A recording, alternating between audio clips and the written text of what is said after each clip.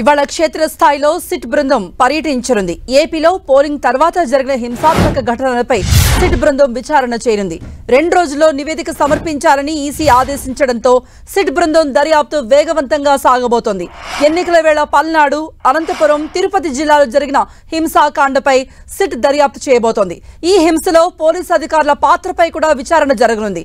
పల్నాడు, అనంతపురం, తిరుపతి జిల్లాల్లో పోలింగ్ రోజు, ఆ తర్వాత జరిగిన హింసాత్మక ఘటనలపై దర్యాప్తు చేయబోతుంది సిట్. ఆయా ప్రాంతాల్లో విచారణ జరుగుతున్న తీరును కూడా పర్యవేక్షించనుంది. అవసరమైన చోట్ల అదనపు సెక్షన్లు పెట్టడానికి తగిన ప్రతిపాదనలు చేయబోతుంది సిట్. అలాగే అవసరమైన చోట కొత్తగా ఎఫ్ఐఆర్ నమోదు కూడా సిట్ ఆదేశాలు కూడా జారీ చేయనుంది. సిట్ నివేదిక ఆధారంగా కేంద్ర ఎన్నికల సంఘం తదుపరి చర్యలు తీసుకోనుంది.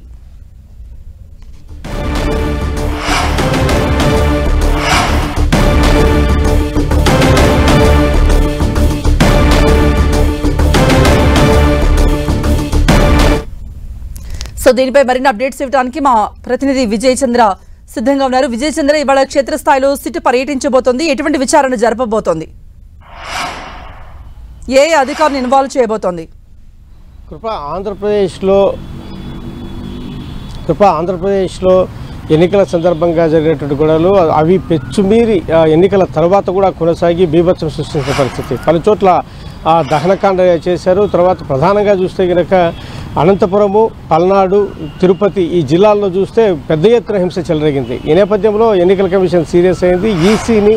ఈసీ ఒక సిట్టు బృందాన్ని ఏర్పాటు చేసి దానికి సంబంధించిన విచారణ చేపట్టాలా, దీనికి కారకులు ఎవరు నిగ్గు తీల్చాలా అని చెప్పేసి ఆదేశాలు జారీ చేయడం జరిగింది. ఈ నేపథ్యంలో ప్రభుత్వం ఒక సిట్టును ఏర్పాటు చేయడం జరిగింది. ఈ సిట్టు చూస్తే కనుక వినీత్ బ్రిజ్లాల్ డిఐజీ ఆయన నేతృత్వంలో 13 మంది సభ్యులుగా ఉన్నటువంటి సిట్ను వేయడం జరిగింది. ఈ సిట్లో ఉన్నటువంటి సభ్యులు చూస్తే ఏసీబీ ఎస్పీ రమాదేవి, ఏసీబీ అదనపు SP Soumyalatha, ACB DSP Ramanamurthy Srikakulam, CID DSP Srinivasulu, ACB DSP Srinivasulu Ongole, ACB DSP Manoharachari Tirupati, Guntur range inspector V Bhushanam, Visakha intelligence inspector Venkatrao, Ramakrishna ACB inspector, IG GL Srinivas ACB inspector, main Ongole PTC Prabhakar Anantapur ACB, Sivaprasad ACB inspector.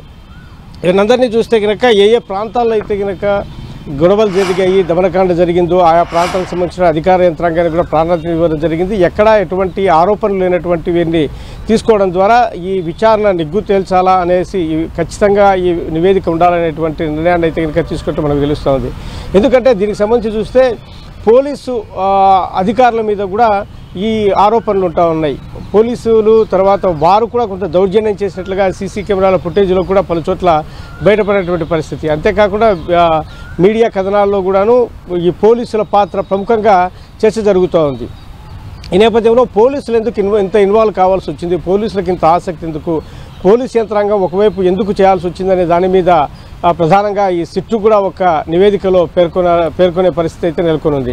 దీన్ని బట్టి ఆ క్షేత్రస్థాయికి వెళ్ళి దానికి సంబంధించినటువంటి ఏవైతే కనుక నేరాలు జరిగాయి, ఎక్కడెక్కడ ఇటువంటి అఘాయిత్యాలకు పాల్పడ్డారు, దారుణాలకు ఒడిగట్టరు అనే విషయం మీద ఈ సిట్ విచారణలో చేసి 2 రోజుల్లోగా దీనికి సంబంధించిన నివేదిక, అంటే నిన్న సాయంత్రం దీనికి సంబంధించినటువంటి సిట్కి సంబంధించినటువంటి జీవో జారీ చేయడం జరిగింది. 48 గంటల్లోగా, అంటే కనుక ఈ జీవో ఇచ్చినట్టు 48 గంటల్లోగా దీనికి సంబంధించినటువంటి నివేదిక ఇవ్వనున్నారు. బహుశా ఈరోజు రాత్రికి దీనికి సంబంధించిన నివేదికనైతే కనుక ఎలక్షన్ కమిషన్కు సిట్ సమర్పించే అవకాశం ఉంది.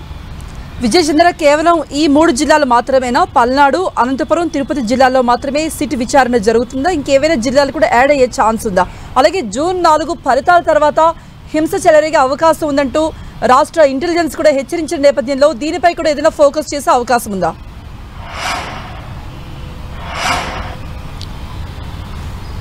ఇచ్చిన జీవోను బట్టి చూస్తే కనుక ఈ 3 ప్రాంతాల మీద దృష్టి పెట్టడం జరిగింది. ఎందుకంటే ఈ 3 ప్రాంతాల్లోనే విపరీతంగా గొడవలు జరగడము, పరువులు తీవ్ర గాయాలు పాల్గొనడము, తర్వాత నాటు బాంబులు, వేట గొడవలు, సుత్తి, కత్తులు, గొడ్డళ్ళు ఇటువంటి వాటిని ఉపయోగించడము, వీటన్నిటి అంతేకాకుండా పెద్ద ఎత్తున నాటు బాంబులు డంపు బయటపడ్డము.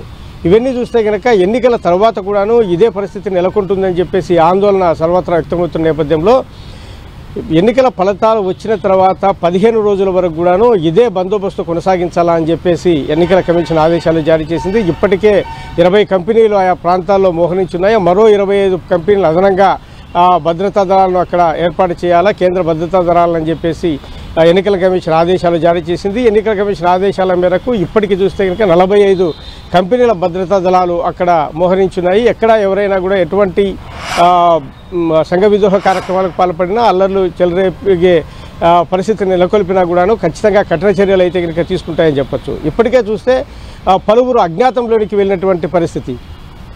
చాలా మంది ఈ నేరాల్లో విజువల్లో దొరికినట్లు అయితేనేమి, తర్వాత ఇన్వాల్వ్ ఉండేటోళ్ళు అయితేనేమి ఇప్పటికే పరారీలో ఉన్నారు. వారి మీద కూడా అరెస్ట్ చేసేందుకు పోలీస్ యంత్రాంగం అయితే నిఘా పెట్టింది. రైట్ విజయచంద్ర.